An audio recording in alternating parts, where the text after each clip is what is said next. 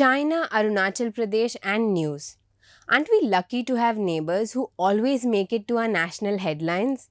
Okay, maybe lucky is not the right word, sorry about the diplomacy, but you get the picture.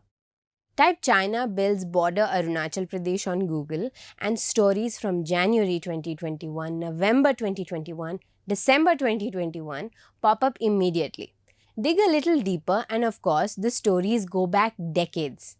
Most recently, China being China, upped the ante and renamed places in Arunachal.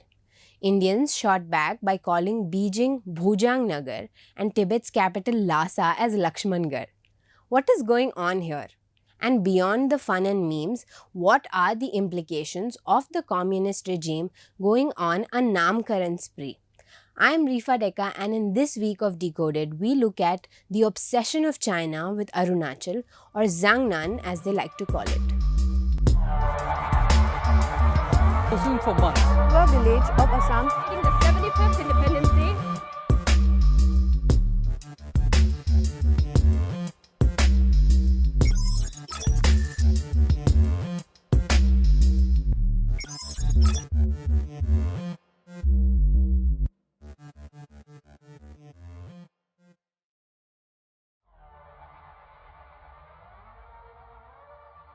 For China, Tawang presents an entry into the Indian mainland.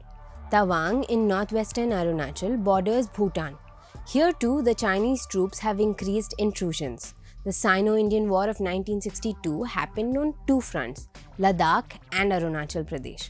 At that time, Arunachal was called the Northeast Frontier Agency, and back then, the Indian Army held the Chinese back both in Tawang and Walong. In fact, Tibetan spiritual leader the Dalai Lama had entered India from Tibet through Tawang in the year 1959. Tibet is a plateau with mountains as well as plainlands. Most of the Tibetan population resides in the capital Lhasa, which is a flat river valley surrounded by mountain peaks. The Chinese claim that there are historical ties between the Tawang monastery and the Lhasa monastery of Tibet. They point out that the 6th Dalai Lama, Sangyang Gyatso, was from Tawang, and so Arunachal is a part of Tibet, and since Tibet is under Chinese control, Arunachal should also be a part of China. If you look at the ethnicity of those residing in Upper Arunachal Pradesh, including tribes like Tagin, Nishi and Galo, most of them are descendants of the Mongoloids and belong to Tibet. Their ancestors migrated from Tibet at some point in time, and having such a strong Tibetan presence in Tawang is a threat to China. China apparently fears that India may use this demographic to its advantage, along with the presence of the Dalai Lama and the Tibetan government in exile in Dharamshala, to create a pro-Tibetan movement against China.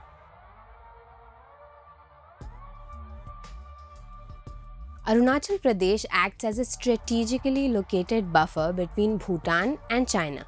So if China occupies Tawang, then China will surround Bhutan from both the eastern and the western sides.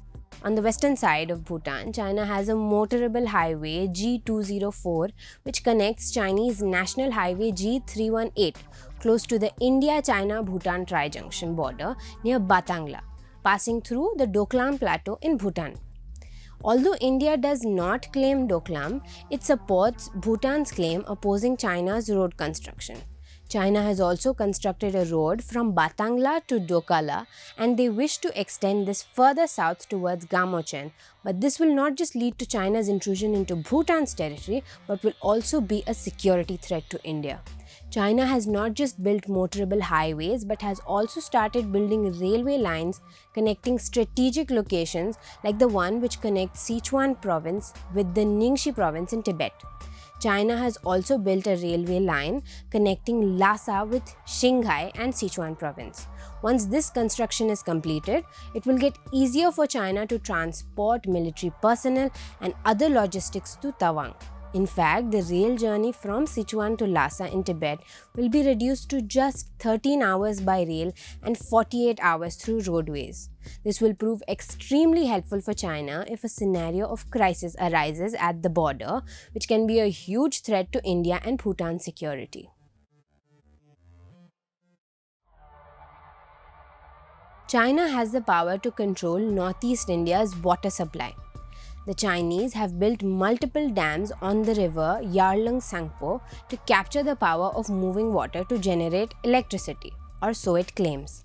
The real reason behind building these dams, however, is that the Tibetan water is under China's control due to its ownership claims on Tibet.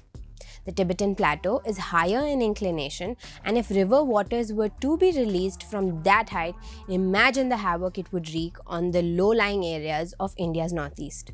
Apart from destruction by floods, China could potentially cause a drought in low-lying agricultural regions of Assam's valleys by controlling water, using it as a geopolitical weapon against India. For now, though, we can afford to humor ourselves over the Naamkaran ceremony.